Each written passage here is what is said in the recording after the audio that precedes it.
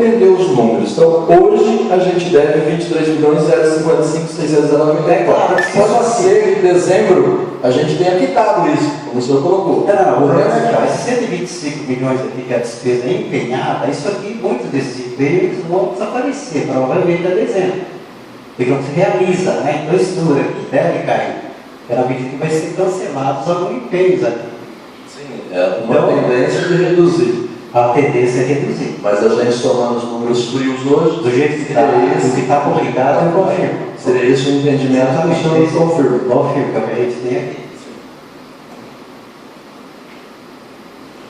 Eu tenho uma outra pergunta que eu gostaria de fazer, que é nessa esteira aí também, que é da despesa.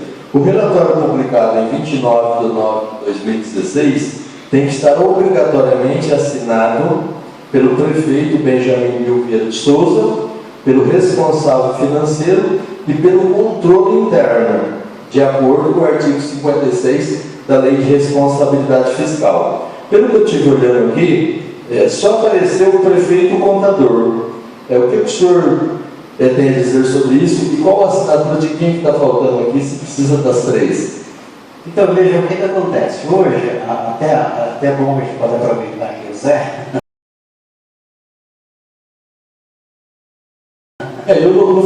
No final eu vou dar a palavra para os munícipes aí, os dois que estão aí, que é os munícipes. O que acontece? Antes assinava, né, o contador, o prefeito e o controle interno. Só que hoje, na atualidade, eu também sou controle interno.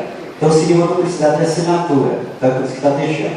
É claro que a publicação não está assinada, por quê? Porque vai para o jornal sem detalhe, mas o papel que está ficando lá impresso na contabilidade está assinado sim, pelo prefeito e pelo contador.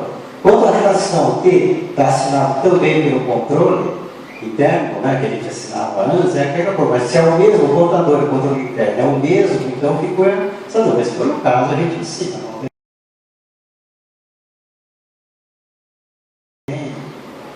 Não, é que o senhor então é o contador e o controle interno. E o controle ao mesmo tempo. Meu Deus.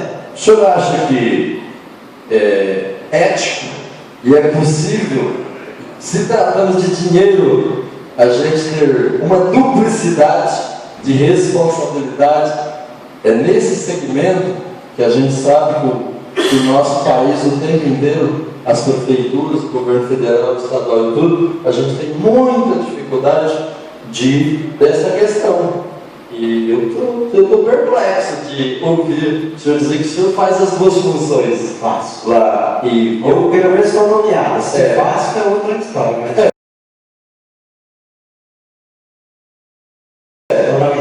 Se o senhor está competente assinando, significa que o senhor tem a competência para fazer, eu imagino. Agora, me assusta porque eu não consigo dados, como eu já mencionei, da tesouraria.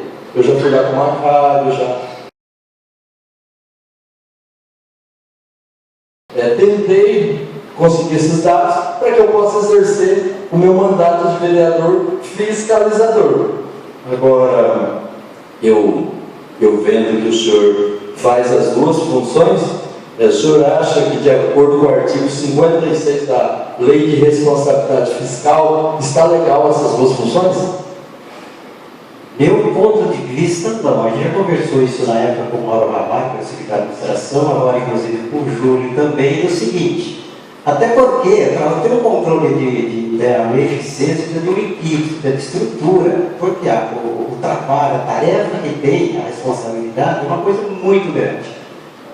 Praticamente a gente chama de controle, na verdade é uma auditoria, né, que tem que ser feita. Precisa de equipe, precisa de tempo, precisa de um monte de coisa. Coisa que a gente não tem essa estrutura hoje. Não tinha antes, tem hoje. Agora, por questão de ético ou não, aí fica estranho. Se alguém me nomeou, provavelmente foram ver se tinha ética ou não. Né? Mas eu acho que não é questão da ética, porque aí não dá para eu, por exemplo, auditar a própria contabilidade, que é uma coisa que eu sou responsável, estou fazendo hoje, ou estou responsável.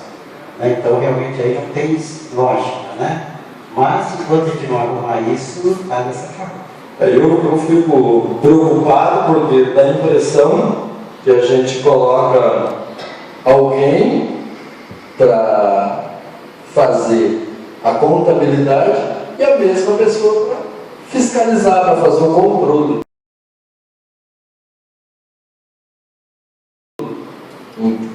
Então eu percebo que talvez até seja isso, que a prefeitura teve uma nota de 1,7 sobre transparência. Não sei se você teve acesso a essa publicação. O Ministério Público publicou uma matéria e colocou Nova Odessa e Cosmópolis como as duas cidades com menos transparência, com nota de 1,7. Então, Sr. Francisco, eu vou ver se eu consigo ainda nesse final de mandato ajudar o senhor. Porque eu entendo que a função que o senhor está desempenhando, ela é comprometedora, do ponto de vista da duplicidade e responsabilidade. Então, acredito que não dá para colocar o contador da Câmara para ser o contador e, ao mesmo tempo, fazer o controle publicado. Então,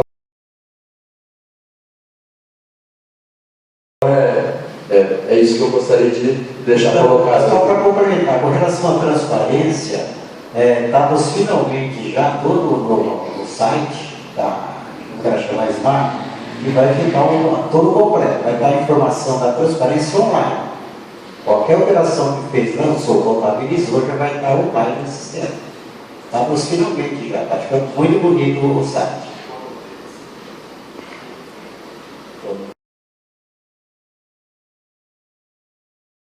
Ok?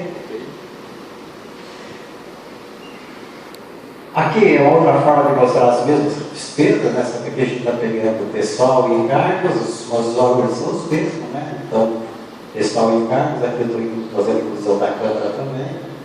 Juros e encargos da dívida, então aqui a gente tinha o PVC, que é o mesmo que está lá, só está mudando um pouco, aqui de uma forma resumida, né? Quais que são as despesas. Praticamente a mesma informação anterior.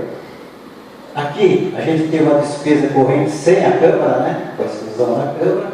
Então, aqui a média de quanto foi de janeiro a agosto de 2015, média de 11 bilhões, 6, e aqui, agosto de 2016, 11,7. Então, está dando esse aumento de 6,5%. Aqui, despesa de pessoal. Esse quartal agora, ou esse quadrimestre, estou mostrando diferente. Estou mostrando aqui os últimos 12 meses, setembro de 2015 até agosto. Então, isso aqui é o que o tribunal tem lá hoje. Então, a gente está aqui com a receita líquida, base de cálculo, aqui a despesa pessoal até agora, e estamos com esse valor aqui, 52,94, que se folha hoje. Okay? Então, estou mostrando aqui dessa forma completa. Então, mesmo a absorção do aumento do servidor, a receita está em 52,94. Isso, porque aqui a gente já está com o valor. Aqui em março entrou, né, 6%, e aqui em agosto entrou os outros 6%. Aqui é só um resumo, né, do que está hoje. Na saúde a gente está aplicado hoje 32,5, 32,01. Ensino de 31,11 e o pessoal 52,94. Aqui é tudo só mesmo uma forma de resumir, né, o orçamento que tinha no ano passado para o de agora. Ok? E essa aí é a nossa última transparência. Ok. Eu vou. Estamos abertos à discussão. Vou passar o microfone agora para os munícipes. Queriam fazer perguntas. José Luiz gostaria de fazer? Não, só José Luiz. Bom dia a todos. Bom dia, Chiquinho. Bom dia. É um prazer estar aqui com você. Vamos pontuar. Sei que você não é culpado disso. A relação da sua nomeação quanto ao controle interno. A gente já esteve até conversando lá na prefeitura a questão de ética. Infelizmente não tem ética. Isso aí falta ética. Como posso eu controlar a mim mesmo? A grande maioria dos atos que são controlados pelo controlador interno é dentro da contabilidade. A elaboração das peças de planejamento e suas execuções, né?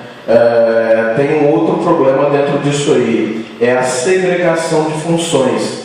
Visto que, não havendo a segregação de funções, Ou você vai realizar, vai desenvolver o trabalho de contabilidade, ou você vai fazer a realização do trabalho de controle interno, ou vai fazer os dois pela metade. Então, a questão é muito importante, a segregação das funções, mas é bem aquilo, você foi nomeado, né? Não tem como. Teria sim, você faz um documento mencionando que não tem como você desenvolver o trabalho, pedindo abdicação do cargo de controle interno. E, inclusive, seria justo ter a pessoa que é responsável pelo controle interno ter uma gratificação por isso, porque também tem responsabilidade. Lá no comunicado 35 de 2015 SDG do Tribunal de Contas, fala a respeito da remuneração, e eu não me lembro qual artigo que é, se é 3º e 4º, que fala da corresponsabilidade ao caso das omissões, né? E como que você vai ser, não vai ser omisso se você não tem tempo de realizar o desenvolvimento do trabalho do controle interno. Então seria importante a administração estar revendo isso aí. Uma outra questão nós sabemos, foi demonstrado ali nos quadros, assim como no dia 22 foi publicado, a nossa receita realizada 101 milhões, a despesa liquidada, nós já temos um déficit de aproximadamente R$1 milhão, e pelas empenhadas nós temos ali um buraco de aproximadamente 23 milhões. Claro que algumas dessas despesas podem não ser realizadas. No entanto, chamo a atenção pelos seguintes pontos. 2012, nós encerramos o balanço com uma receita corrente líquida de 118 milhões e 700 mil. Tínhamos 10 milhões e meio em caixa e restos a pagar de 2 milhões e meio, sobrando aí 8 milhões em caixa.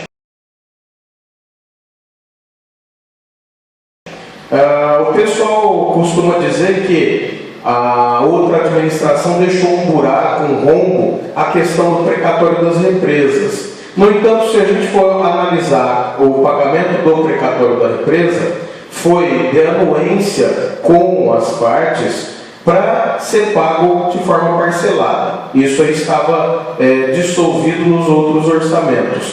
Porém, a administração anterior pagou uma parcela do advogado e uma parcela do precatório, totalizando aí mais de 1 milhão e 800 mil. Sendo pago no total do precatório por volta de 8 milhões, sobrou 6.200.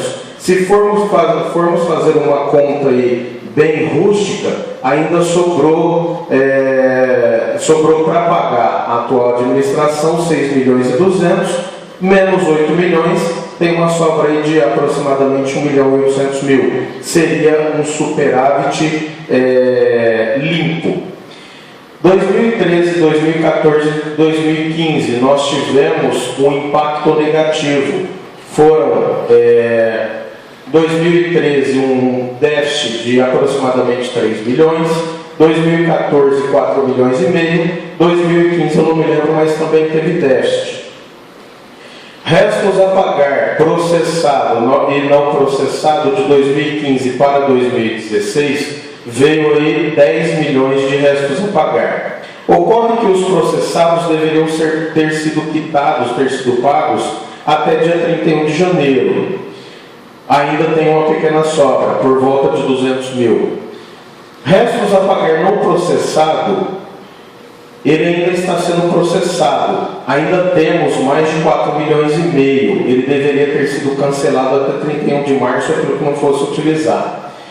O que a gente tem uma grande preocupação é estes restos a pagar dessa diferença dos 23 milhões, indo para 2017, ele vai continuar a sua execução, sendo que a execução do orçamento, ela se faz do dia 1º de janeiro do determinado exercício até 31 de dezembro. Então, não é complacente não é viável, não é salutar, a gente está executando o restos a pagar do ano anterior. Por quê? Porque eu não tenho lastro financeiro, e está comprovado no balanço que não existiu lastro financeiro, e a gente está executando uma coisa que já foi do ano passado.